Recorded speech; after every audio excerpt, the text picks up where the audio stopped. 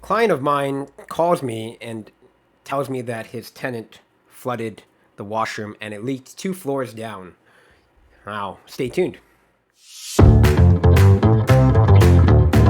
Hello, everyone. My name is Jeffrey Shu, and I am a real estate agent in Toronto. I help my clients manage investments, help them find tenants, and I also help them sell and buy investments such and such.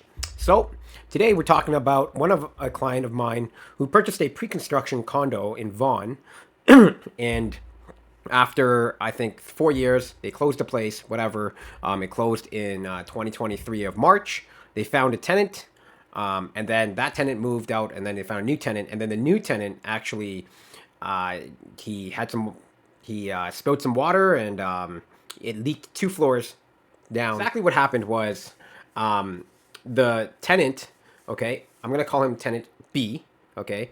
So tenant B, he wanted to wash the floors of the washroom, and so he poured water onto the floors, and then put in some, I guess, soap and whatever. And the next thing you know, management is getting a call and has to visit the place and see what kind of spillage happened because the units below were affected.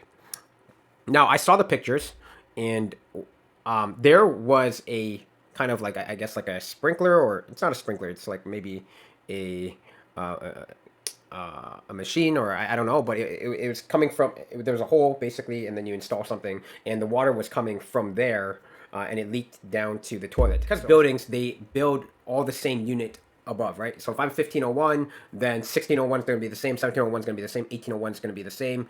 And where it was leaking was right on top of the toilet. And there was like a cap above that, and it was leaking through there. Um, and so, I just want to talk about what happened. So you washing the floors leaked. We believe it leaked through the toilet, and then underneath that, and then it leaked again through the toilet of the downstairs, and then went to the 2 floors below. The management ended up billing the landlord $3,000 for this. So, how did we resolve this? Well, the tenant was quite nice. He thought he basically felt responsible, and he went to tenant insurance and he claimed tenant insurance. I think he claimed it back in July or August time. Okay, and then as of December, he actually got the money from tenant insurance. So that was really amazing. That's why you must get tenant insurance when you buy. There's especially a lot of leaks that could happen, and like I do see flooding quite a bit. So this case does happen frequently. Okay, I would definitely say it's frequent, and definitely tenants need to get tenant insurance just so that in case of a flood, you can make a claim and you can get the money back. The tenant was nice enough; he got the money, and he actually gave all the money back to the landlord, and then the landlord paid for the paid property management the $3,000. The tenant had to pay the deductible that the tenant insurance was offering in order to get that money, so he paid for the deductible, and all was well. There happened to be a second case after the tenant knew. Again, same thing happened, but this time it was only 1 floor, and it leaked $1,200. Insurance. I'm not sure if he's going to get the second one. We're still in the process of doing that, but I really don't know if the insurance company would insure the same, like pay for the same thing twice. When it happened, it happened 5 months ago, and then it happened again, and it basically was the same thing, same leak through the same toilet, and then going down. I don't know if if the insurance company will pay for the second time, but we'll see what they say. I still don't know. It takes a long time. I believe the claim happened in November or December. Right now it's January, and the last claim took 5 months. We'll see what happens. I personally believe that this is a builder issue. I mean, the condo was done in March 2023. It's only 2024 July, and now we're experiencing a leak through the toilet.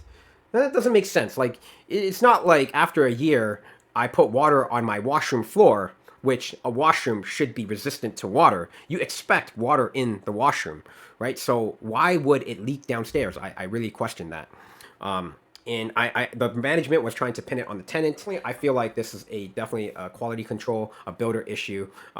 We end up taking out the toilet, caulking that toilet area, and resolving that issue. But that's my belief. I do think that the builder has some fault here for sure, due to poor workmanship, which is why water in the washroom is leaking downstairs. And realistically, water like is you're supposed to know that water's going to be in the washroom. So we also reported Terion. I'm not sure how that will resolve.